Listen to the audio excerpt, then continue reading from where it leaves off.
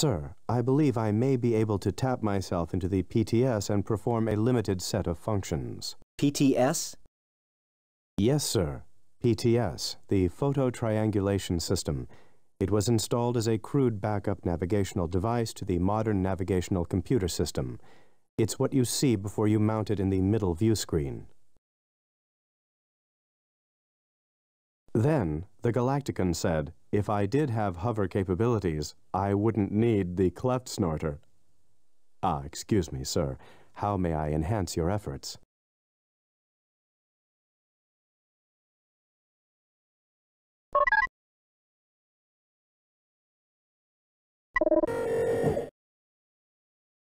You must remove the current photo before you attempt another shot.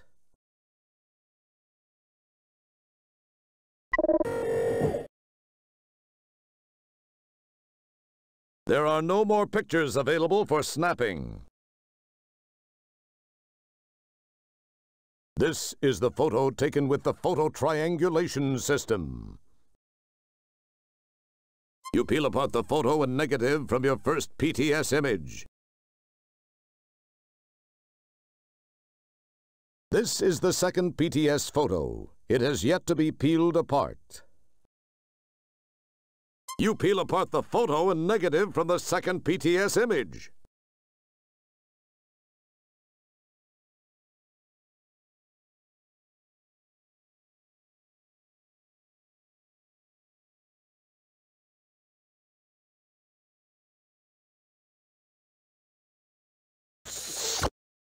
The PTS is online and working. We can now launch to polysorbate.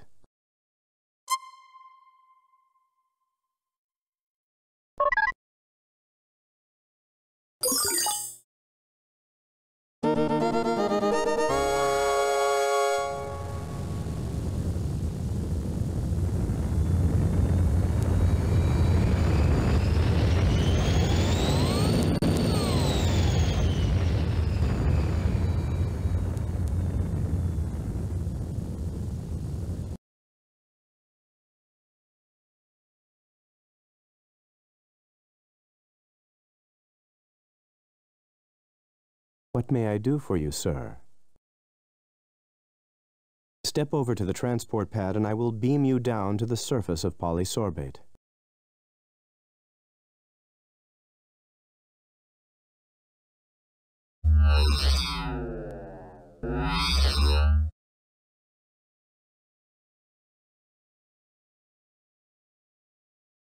Manual tosses you a transport signaler. You can only use this from the place I beam you to.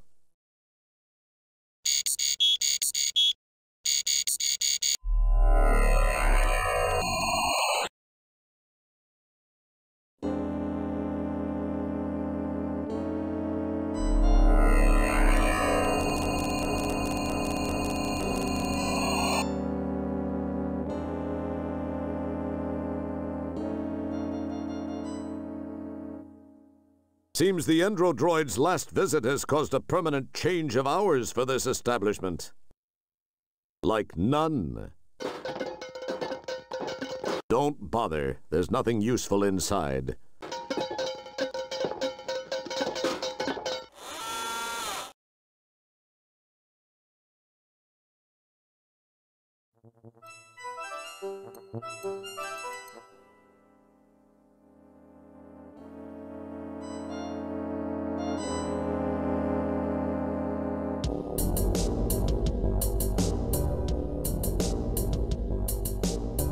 It's the Callahan Mahdi you scavenged from Delta Berksalon.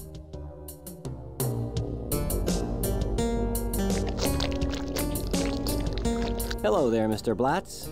I think I have something you might be interested in. Think so, hey?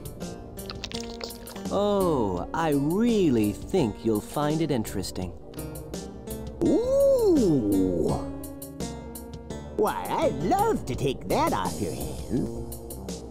Of course, you realize that it's illegal to sell those, but I could trade you for something. Look around and see what interests you. I could really use a cyberspace jack. Tell you what, I'll trade you for one of those fine specimens in the case. What do you say? No. I want the jack, or it's no deal. Oh, now take it easy, Sonny. I think we can do business.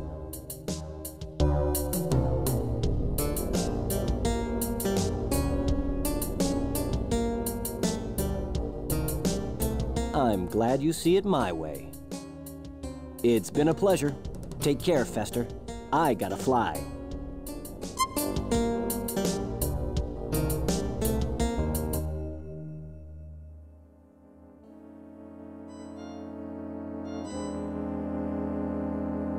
It's a transport signaler. As Manuel told you, you can only use it from the area you transported to originally.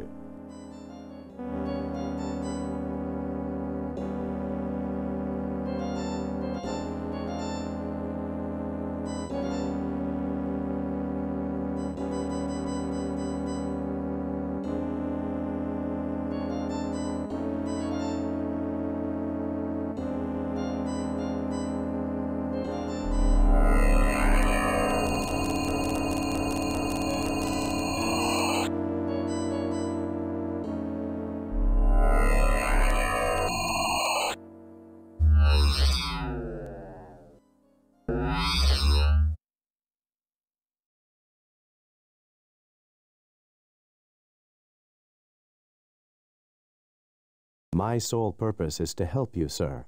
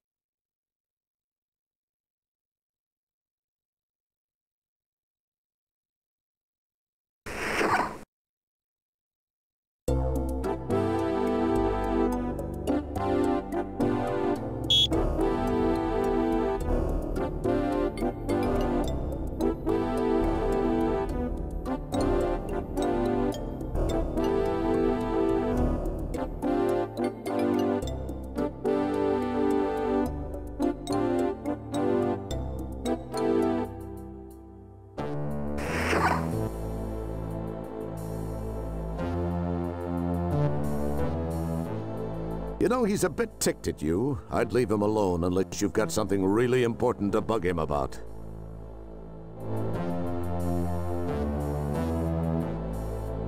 That's the cyberspace jack.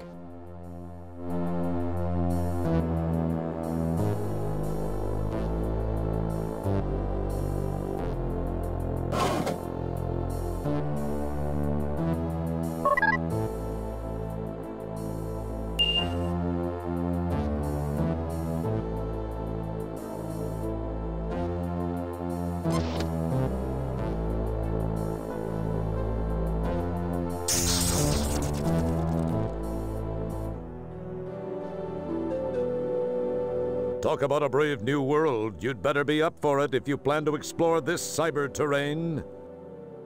This cyber terrain is just a little arid.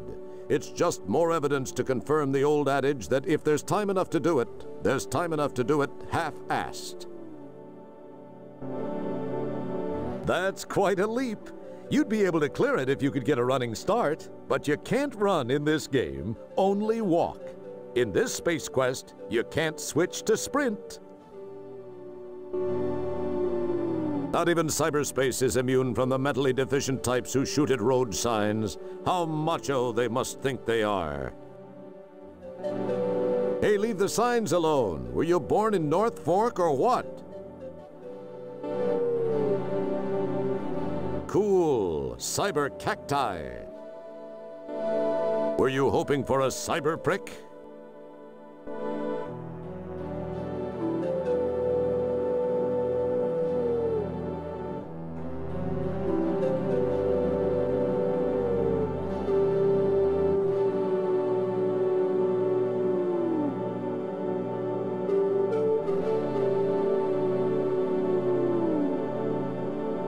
Hey, free birdseed, and so conveniently placed under a huge boulder, too.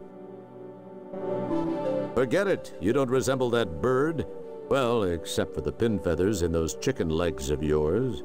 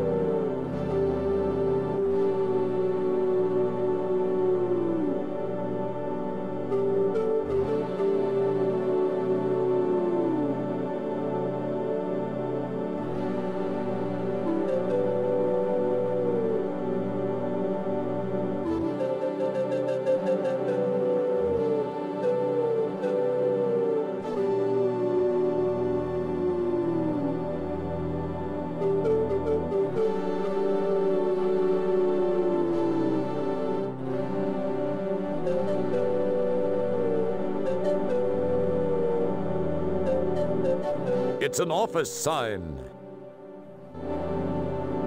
For those of you who aren't paying attention, that's a stop sign.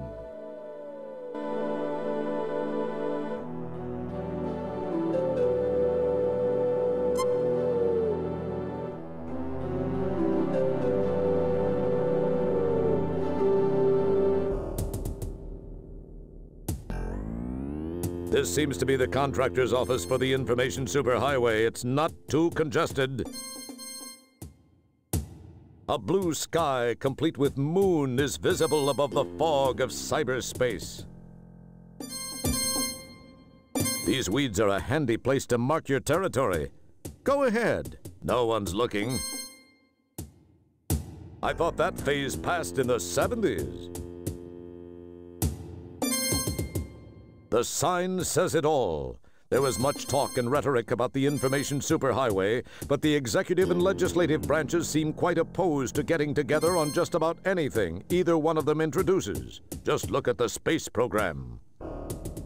Anyway, the frustration of a former employee is documented in the amendments to the opens date. Fresh out of spray paint, you are only able to read it.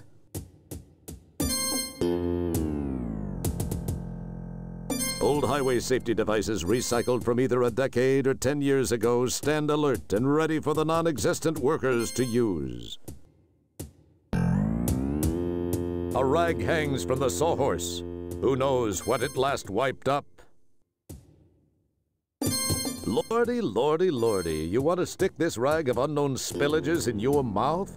Mama! It's the skeleton of a skyscraper currently under construction. At least they've gotten a good start on the executive headquarters. Guess that's business as usual. Wow, a genuine Tonkoid M501, and the best year, too. It's been a long time since it's rolled over any plastic crate. It's out of commission now, but you did always dream of driving one of these babies when you were a rugrat. It's a BFT 9000 Cyber Earth mover. It's been sitting far too long to be able to start now. Girders, some of the building materials some airheaded committee thought necessary for their project, lay unused and heavily rusted. You etch your initials in the rust, like anyone will notice. You give the rust a lick. Good. A long section of board lies on the ground.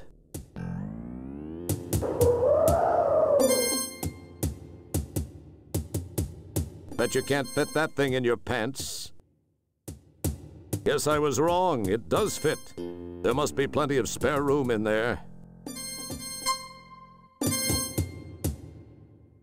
The Port Ahead by Schroed Johns Incorporated stands silently waiting to make its designated collection of organic waste products.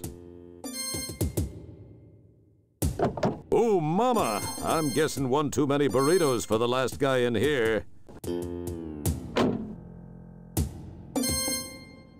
Hello? Hello? Hello? It sounds real empty. A carelessly discarded bucket of building material has been spilled and allowed to harden. There's nothing you can do now. It did have potential at one time.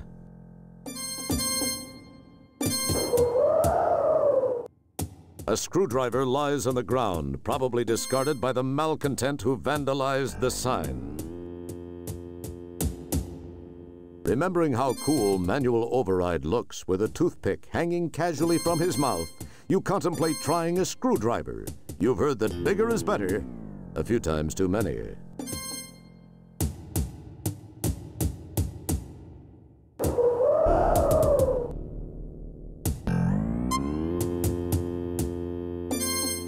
This is the temporary on-site supervisor's office. It was abandoned with the rest of the project once funding was slashed. It feels trailer-like. Nah, you decide to pass since you've never really acquired a taste for oxidized paint. In case you're able to see text only and not pictures, the sign says office. As nifty a souvenir as that would make, you don't want to risk the pocket splinters.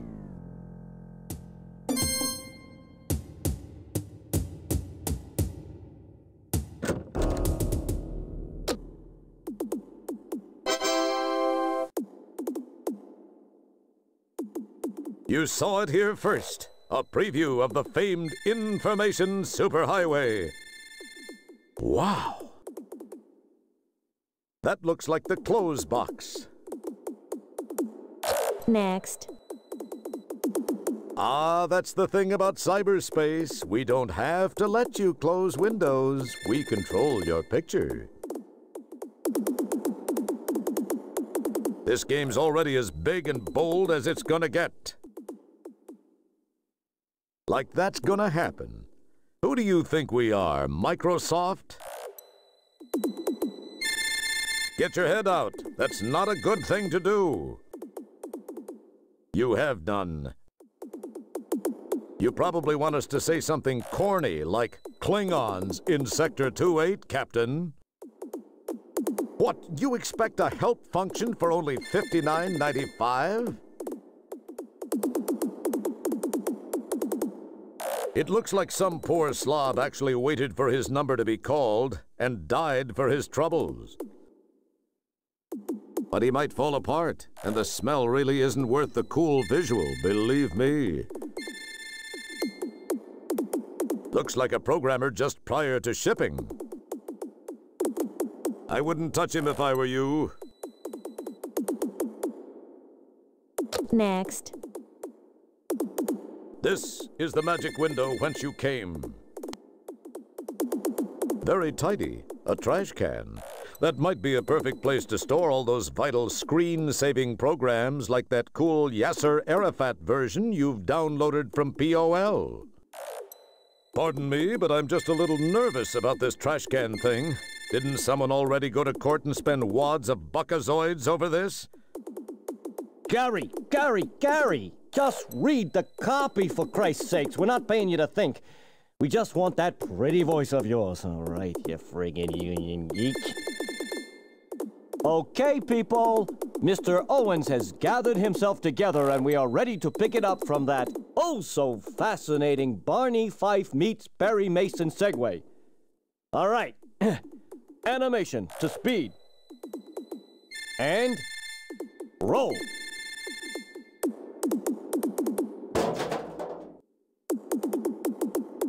Although just a false front icon, it holds the promise of a tomorrow where true plug-and-play AM radio is no longer just a dream. This world's a great big ball of dirt with 50 billion souls. Next. who like to sit around and veg down in the dark like moles.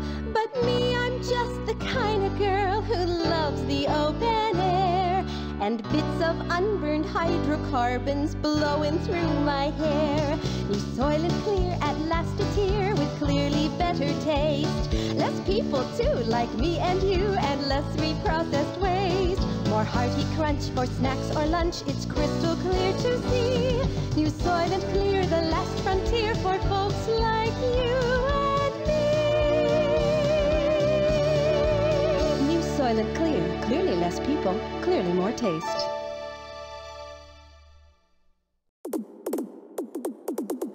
That's a clock icon.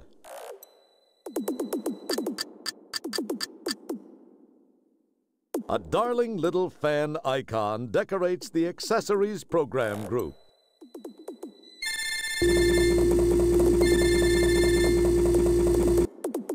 Look, they even plan to have screensavers. A good idea for when those lines are all tied up. Who says they aren't thinking ahead? That's the refreshments folder. Don't be looking for your father's Playboys in here either. Similar to the mint bowl found on the desks of receptionists in those pre-super information highway days, a mint candy icon symbolically takes up valuable desktop space. You virtually eat the nearly real mint. Your virtual breath is now virtually minty fresh. It looks strangely like a bell. That, boys and girls, is Sis Innie. She runs things around here like an iron maiden, with the firmness of titanium BVDs, with the control of a steel belt-reinforced brassiere. Don't touch her. She's cranky. Ring the bell.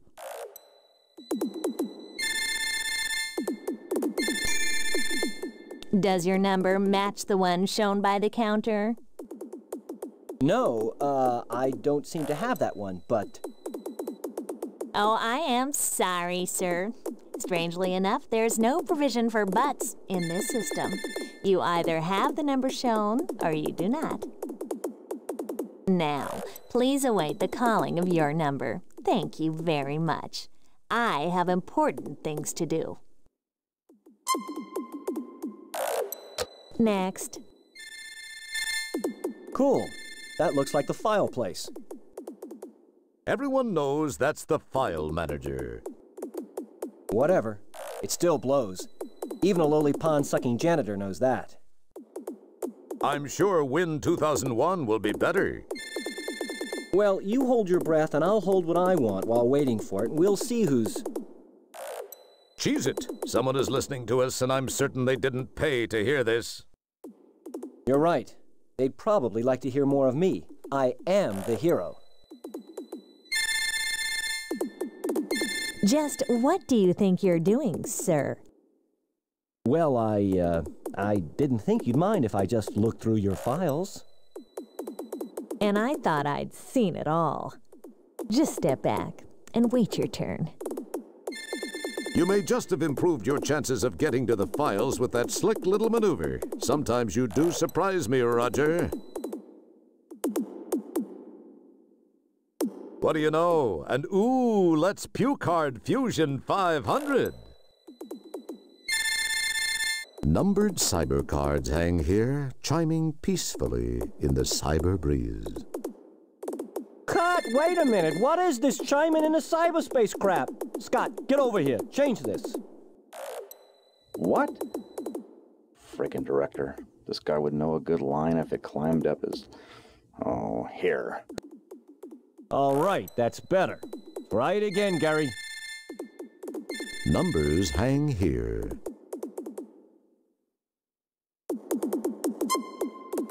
Next.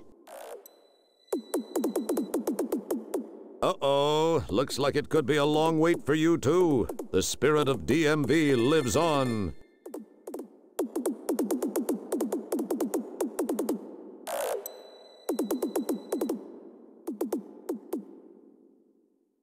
It's the screwdriver you found outside the cyberspace trailer.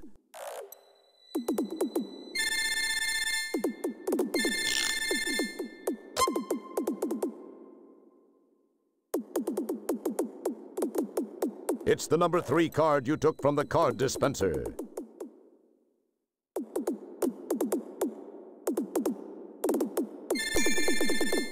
Does your number match the one shown by the counter? As a matter of fact, I do possess that number. Read it and weep, Pixel Woman. Oh no, you can't possibly. Oh. Well, I guess you're right. You bet your palate, little 32 by 32 pixel mama.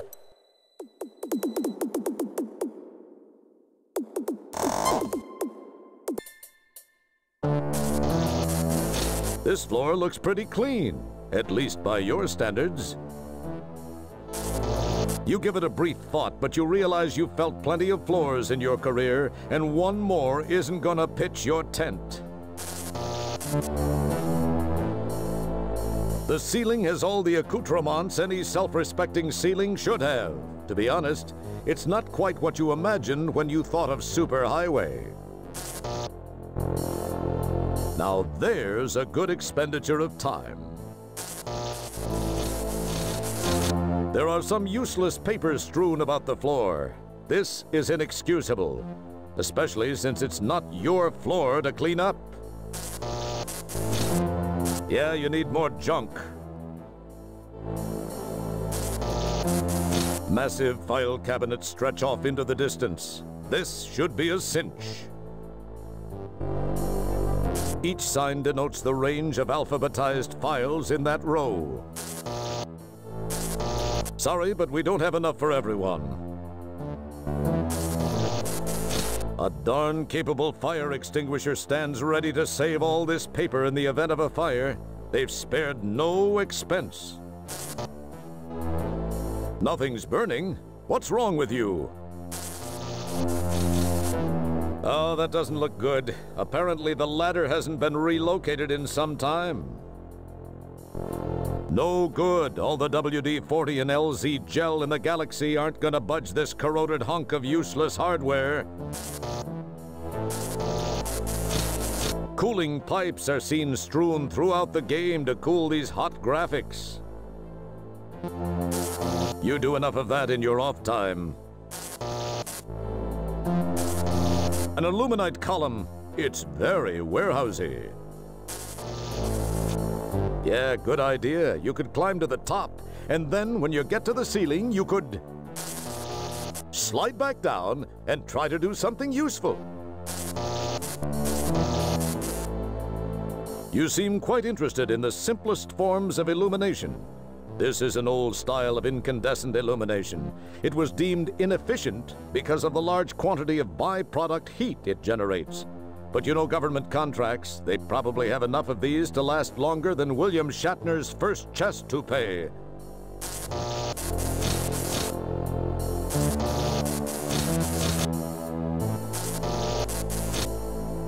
Do I really have to tell you what that is? You stroke the sign, but despite your generous ministrations, it is unaffected.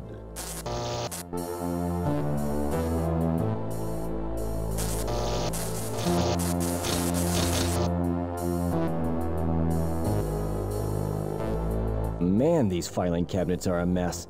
Even I could keep them up better than this. That file apparently doesn't want to open.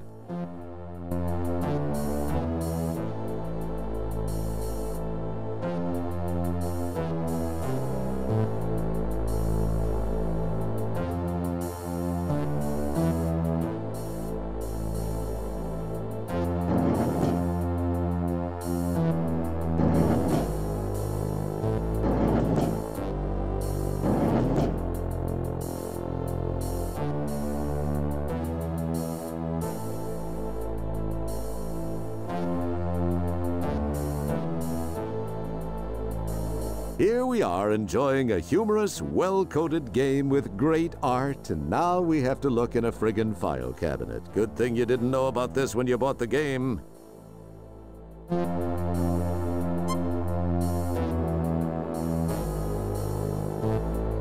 As much fun as it is to see you plant your face on the granite floor, we advise against it. After all, you'll just have to clean up the blood afterwards.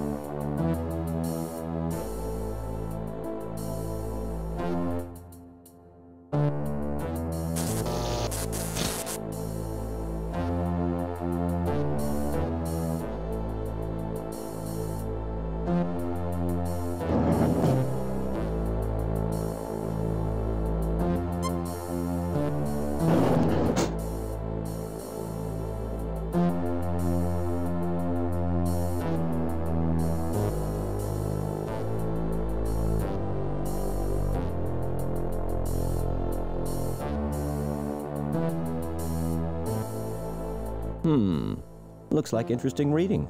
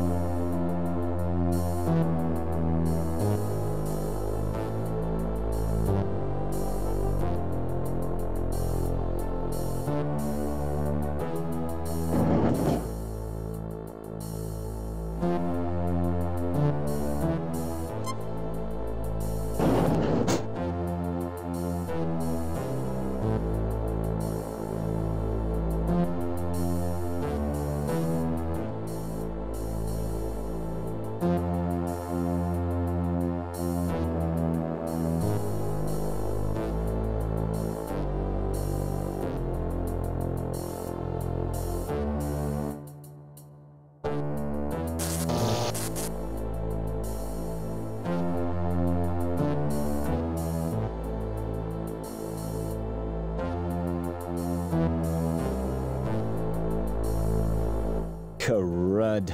I can't seem to reach it from here.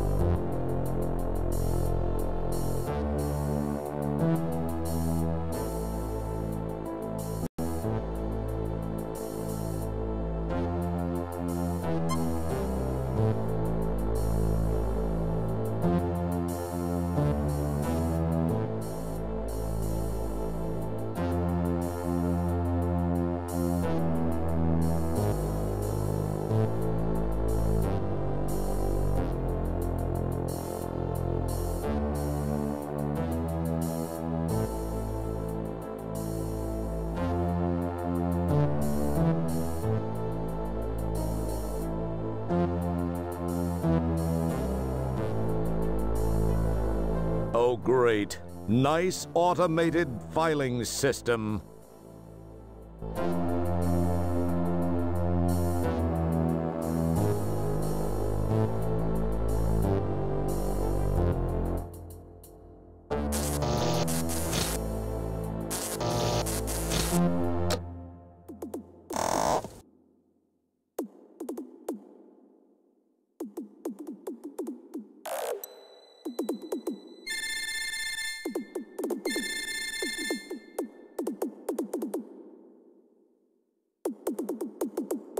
The cyber printer accepts your cyber file gratefully and begins to print. The The question is, what exactly is the output of a cyber printer?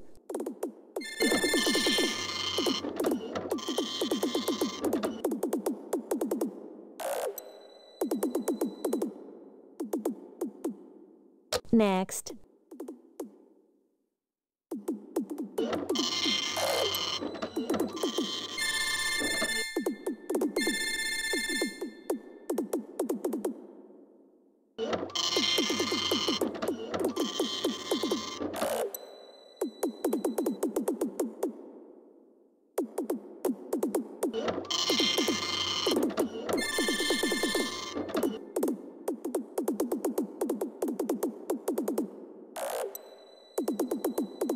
Well, what do you know? Maybe there is something to this superhero reputation thing after all. And after that episode with the egg beater, I thought you'd never impress me again.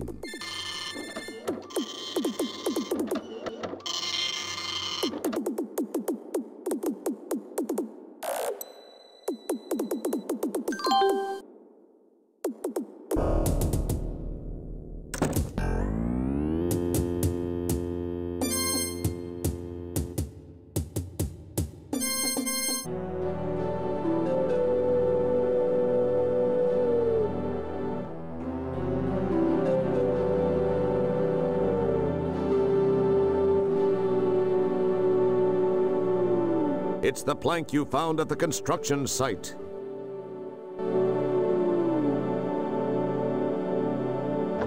You smartly drop the board in place, spanning the gap between the two bridge sections.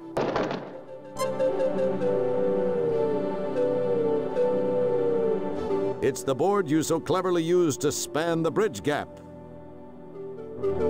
Ah, leave it where it is. You never know when you'll need it again.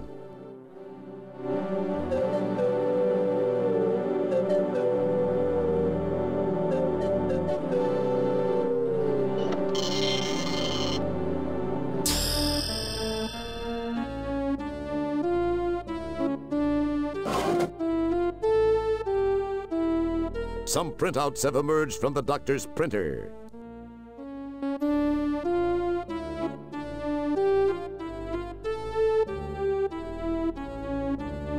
These are the printouts of the files you've collected from cyberspace as evidence against Dr. Beleauxs.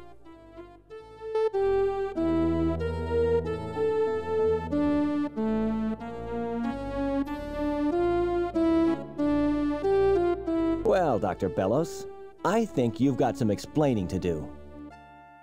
You're out of your mind, Wilco. So, what do you have to say for yourself now, Doctor? Confronted with the facts found in the files you located, he freaks and spills all.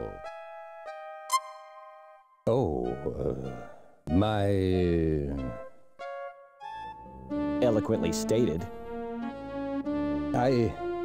I didn't think this all the way through until I'd crossed my own personal ethical line. I was already... It had already gone too far. The experiments alone. I thought I could do just this one thing and still live with myself. Love can move a person to do some strange things, Wilco. She knew how I felt and used it to her advantage. I think I know what you mean about that love thing, but wait a minute. Slow down. Are you saying you have the hots for... I mean, you are actually romantically intrigued by Sharpei? Wow. You are serious. I agree that love can make you do some weird stuff. In this case, though, it made you do some stuff that was unethical and illegal, Doctor. Where is Stellar Santiago? I know she was alive, that her death was faked. What have you done with her? Great Caesar's ghost. The woman, she's still alive, but I'm afraid not much time remains. She is? What do you mean, not much time remains? As you must realize by now, the Golden Light Years project was merely a front for the research I'd been conducting per Sharpei's wishes. She is intensely fearful of death. You probably didn't notice that she is getting up in age a bit. Yeah, who could have guessed that? In very simple terms, Janitor Wilco. That's janitor second class, pal. And don't you forget it. Excuse me, Janitor second class. As I was saying, Sharpei feared dying, enough to take the lives of others to save her own. She knew I loved her. I remember the day I met her. It was at the funeral of... oh, I believe it was her fourth husband, and I remember never having seen her look so radiant. I fell for her, hard, and she knew it. You should have seen her in black. I'll pass, thanks. Just tell me about Stellar. Okay. The bottom line is that I have developed a way to extend Sharpei's life by transferring her mental essence into the body of another. It was to be you until your friend Stellar Santiago got in the way. We thought no one would miss you. Go figure. What I have done is to employ nanotechnology to take over the designated host body, as is happening with your friend as we speak. Stellar's body is being taken over by Sharpei? Jeez, I don't understand. Is there anything we could do to stop it? I've never really thought of it that way. Well, think about it now. We have to save Stellar. You can't let her die. You can redeem yourself at least to some degree, Doc. As much as it pains me to admit it, you're right, Roger. You're right. Okay, I think I may have a plan. We can save her. There are some interesting spin-off technological breakthroughs. I'm going to send you in to stop Sharpei. Say what? No, I don't think... It's her only chance. If you seriously care for your friend, you'll do this. Oh, the only way, huh? The only way. Well, okay then. I hope you're sure about this. I'm positive. Here's how we shall go about it. You will move your shuttle into Lab B.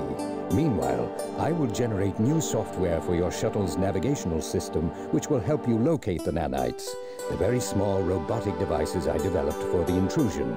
One of them is Sharpei. If you can stop Sharpei, well, your friend's chances of survival improve immensely. Then, once I have located and extracted you, I shall work to repair whatever damage may have been done to Stellar during the attempted incursion.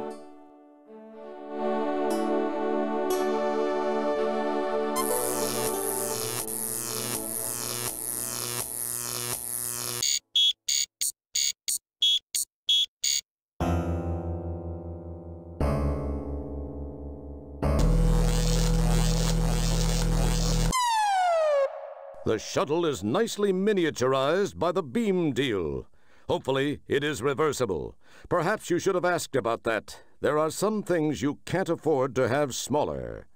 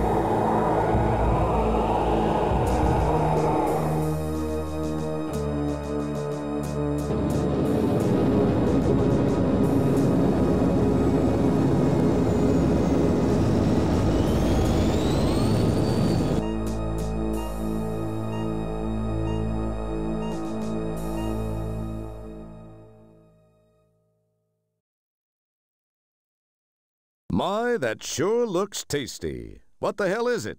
It looks like a stomach or something. Check out that membrane.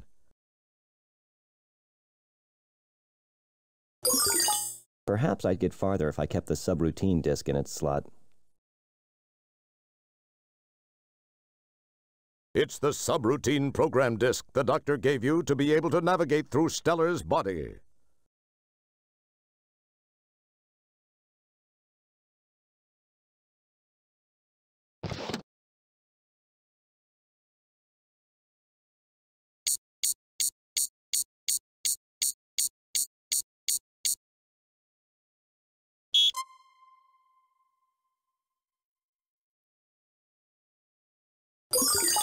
I guess I won't get far without fuel. Oh, that's right. The manual is offline in here. He can't help me now. The trunk is empty. You really don't need to open it again. Even though you're in space, you shouldn't pop the trunk or hood while traveling.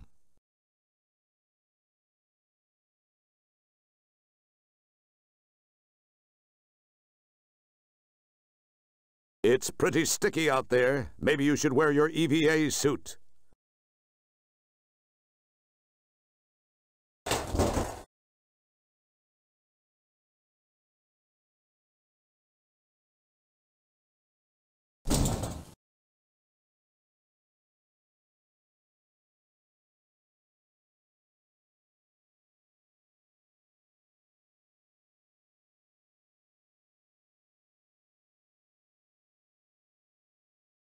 You don't have to wear your helmet out there.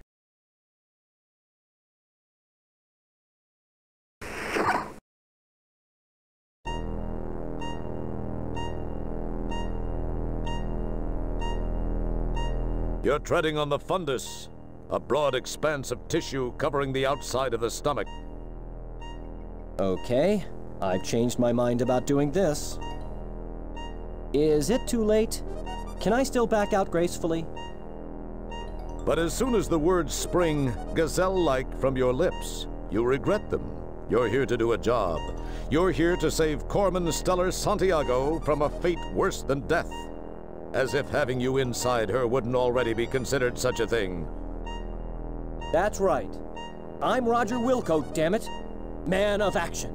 Savior of the galaxy. A man trapped in the body of a woman. Wait, that didn't come out right. You're treading on the fundus, a broad expanse of tissue covering the outside of the stomach. For some reason, doing so gives you the feeling of being a one-man army. After all, an army does travel on its stomach. Judging by the spongy, sticky surface and the rippled, undulating muscle churning underneath, you deduce that you're standing on a stomach. But you're not 100% certain. It's just a gut feeling. You didn't quite make it all the way to the stomach, having ripped a brand new shortcut through the greater mesenteric artery just off the aorta. Now you're parked on top of the stomach, and around you looms the heavily veined diaphragmatic musculature of the abdomen. Holy moly, that was a mouthful. Actually, I do have a vague recollection of some junk they made us study in school, something having to do with the body. Anatomology or something like that. I think it was required. Hey, now that I think of it, it was pretty funny. At least I think it was. I remember how the class laughed and laughed. Anyway, where was I? Funny, I still remember that the teacher made me feel real special about being in that class. He said something like, oh, what an interesting challenge you are. How am I going to fit 1 liter of knowledge into a half-liter head? We hope you're taking notes, because there's going to be a short quiz at the end of the game.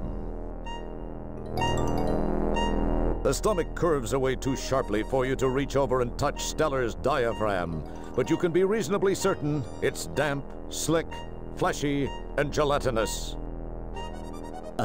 Yummy! I don't know what that big round thing is. I'm a janitor, damn it, not a doctor. You gently palpate the abdomen. Tenderness, swelling.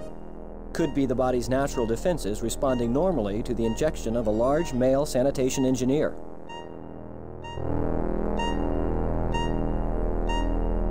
Oh, that looks real nice.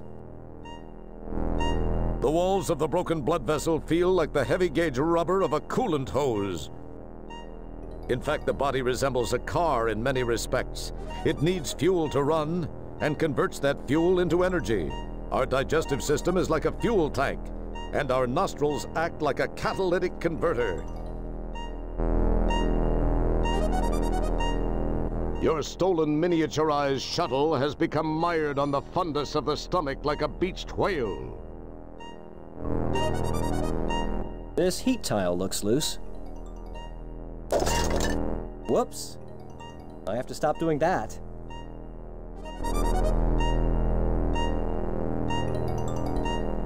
Red light. This is not good. Apparently some or all of the intermix element in Fuel Tank 3 was disgorged during your heinous Venus joyride. That's not all that was disgorged, but we'll skip the details.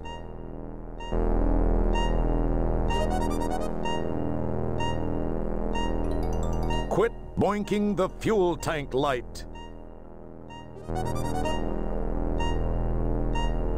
Wow, that's some interesting looking stuff you've got collected in the engine intake. Looks like a small collection of blood capillaries. It's alveoli, but it reminds you of spaghetti.